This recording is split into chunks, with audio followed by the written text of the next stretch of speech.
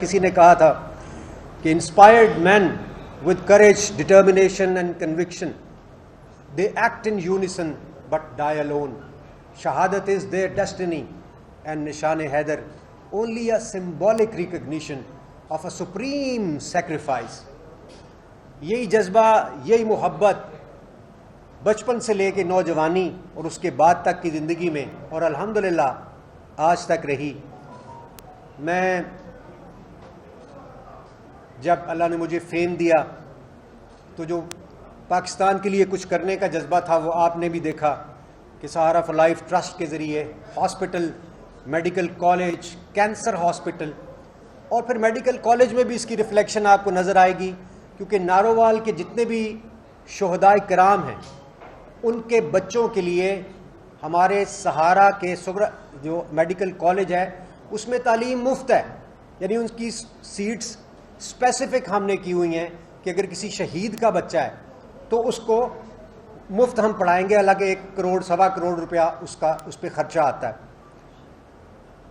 جہاں جہاں شہداء کی تصویریں لگی ہوئی ہیں، میں جب گاؤں مختلف دیہات میں ہم کیمپین کے لیے جاتے تھے تو کسی کونے میں تصویر نظر آتی تھی اور آتی ہے تو ایک عادت ہے کہ میں اس کو سلوٹ کرتا ہوں، اور ایسے ہی آنکھوں میں پانی سا آ جاتا ہے کہ یار کتنا خوش قسمت تھا، اتنا بڑا اس نے رتبہ حاصل کیا.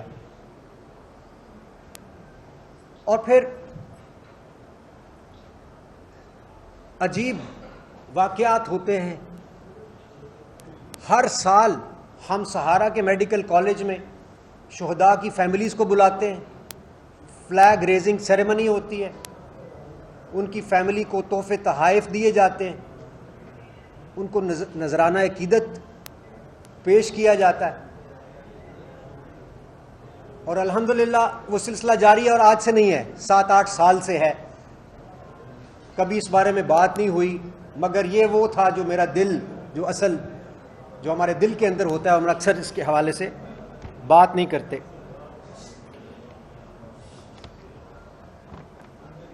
اور پھر میں سیاست میں آتا ہوں. مقصد فیم حاصل کرنا بالکل بھی نہیں ہے. عہدہ کوئی مل جائے گا، وزیر بہت سارے ہمیں ملتے ہیں جو اپنا تعارف کراتے ہیں کہ میں فلاں وزیر ہوں، ہمیں نہیں پتہ ہوتا.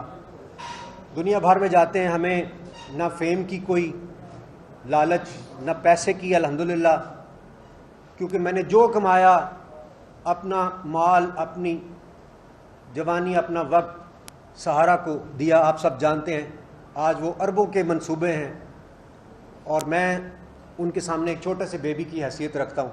سہارا کو اللہ نے اتنی ترقی دی، اور یہ اس صورت میں ہوتا ہے جب آپ کچھ نہ کچھ دے رہے ہوتے ہیں. تو سیاست میں آنے کا مقصد یہ تھا کہ میں ایک بڑا کام کروں گا، بڑا سوشل ورک کروں گا، عوام کو فائدہ ہوگا. اور وہ خواب ہم سب دیکھتے ہیں کہ کوئی ایسا بٹن مل جائے، ہم آن کریں تو پاکستان میں تبدیلی آ جائے. بچپن سے سنتے آ رہے ہیں کہ یہ ہمارا وقت پتہ نہیں کب بدلے گا، مہنگائی بہت زیادہ ہو گئی ہے.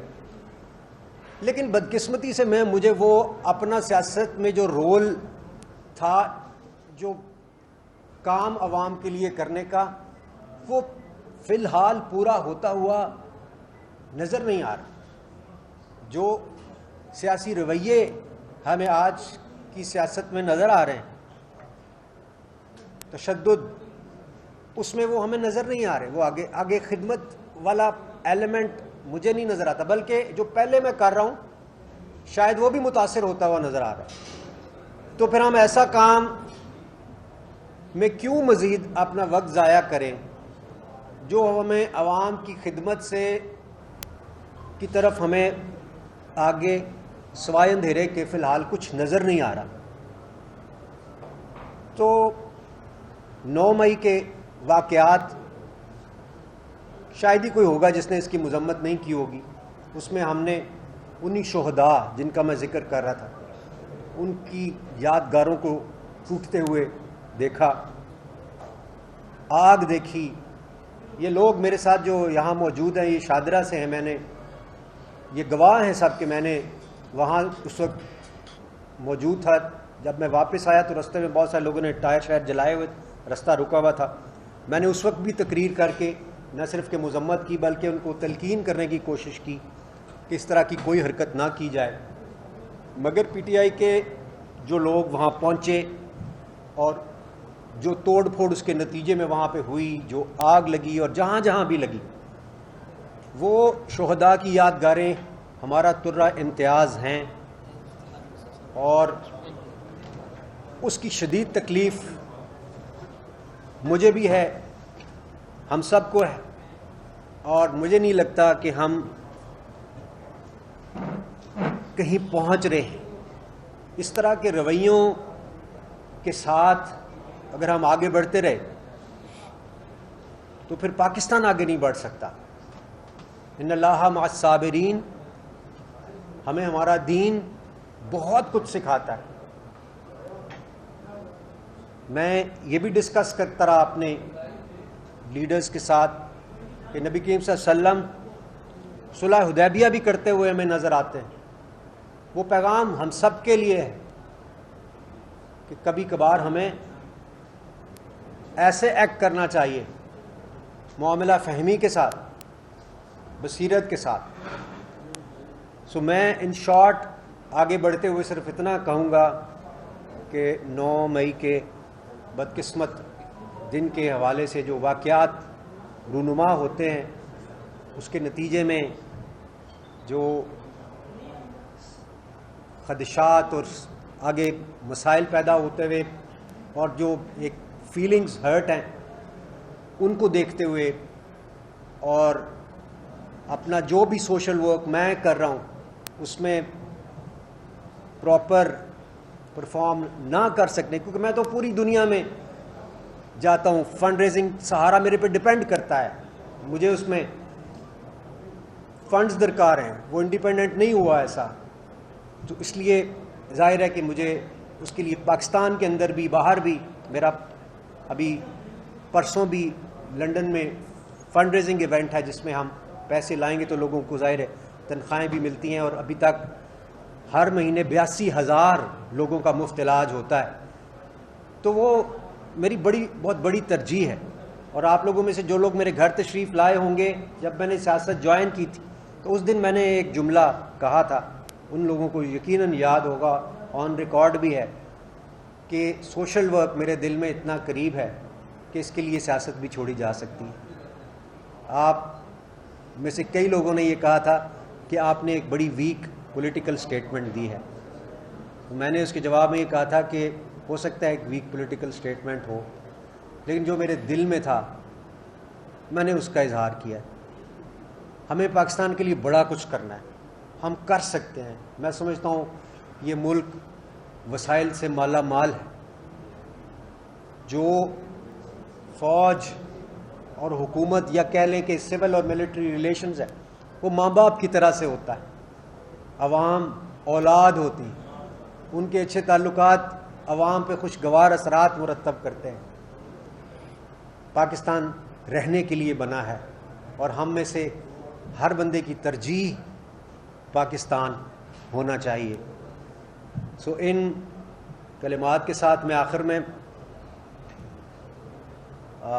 یہ اعلان کرنا چاہتا ہوں کہ I am parting ways with politics for now, اور پھر اللہ کو جو منظور ہوا کل کسی نے نہیں دیکھا۔ ساتھ ہی ساتھ میں ایک ابھی 15 منٹ پہلے میں نے کچھ لکھا ہے، اور وہ میں آپ لوگوں کے ساتھ ترنم میں اگر شیئر کروں تو میرے جذبات کی شاید کسی حد تک عکاسی ممکن ہو۔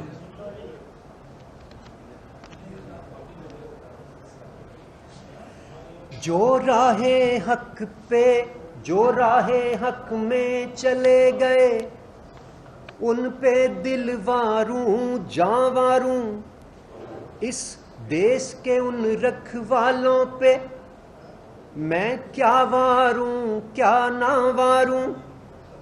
ہم مثبت سوچ کے حامل ہیں، ہم کو بس اتنا کہنا ہے، اس دیس کو قائم رہنا ہے، اس دیس کو قائم رہنا ہے، اس دیس کو قائم رہنا ہے، اس دیس کو قائم رہنا ہے۔ صاحب اس موقع پہ آپ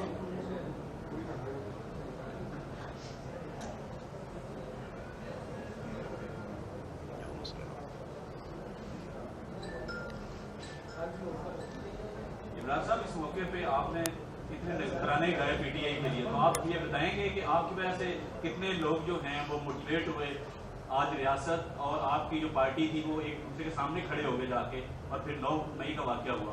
تو آپ تو آرام سے آتے ہیں پارٹی یہاں پریس کانفرنس کرتے ہیں، 4 آنسو بہاتے ہیں، گھر چلے جاتے ہیں. تو جو ہزاروں کارکن آپ کی وجہ سے جیلوں میں پڑے ہیں ان کے لیے تو آنسو بہائیں گے، آپ کیا کہتے ہیں ان کے لیے؟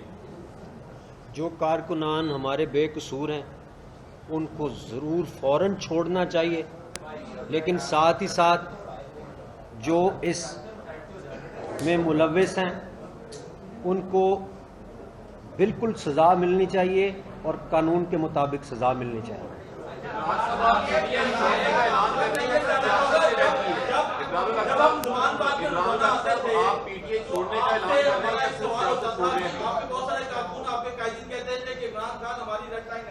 اسے گرفتار نہیں ہونے دیں گے، اور آپ ان قائدین میں شامل تھے جو کہتے تھے کہ جی عمران خان ہماری ریڈ لائن ہے. تو آپ کو اندازہ ہوا کہ ریڈ لائن کیا ہوتا ہے؟ خان صاحب ہوتے ہیں، شخصیات ہوتی ہیں یا ملک ہوتے ہیں؟ پی ٹی آئی چھوڑ رہے ہیں، سیاست چھوڑ رہے ہیں، یہ بھی بتا دیجیے. جیسے میں نے کہا parting ways with politics for now, اور آگے دیکھیں گے بعد میں کیا ہوتا ہے. ظاہر جب پالیٹکس ہی چھوڑ دی تو پھر پی ٹی آئی اور نو پی ٹی آئی کا تو کوشچن نہیں رہا.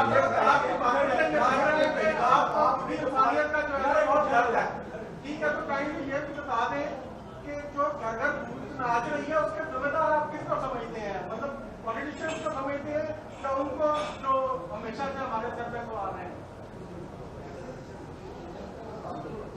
مجھے تو لگتا ہے یہ کنٹریبیوٹری نیگلیجنس ہے، ایشوز ہیں، لیکن ظاہر ہے کہ جو لوگ اقتدار میں رہے ہیں وہی اس کے ذمہ داران ہیں. میں اب چونکہ پالیٹکس ہی جب چھوڑ رہا ہوں تو پولیٹیکل اسٹیٹمنٹ کیا دینا اور کیا نہ دینا آپ لوگوں کے سب کے سامنے.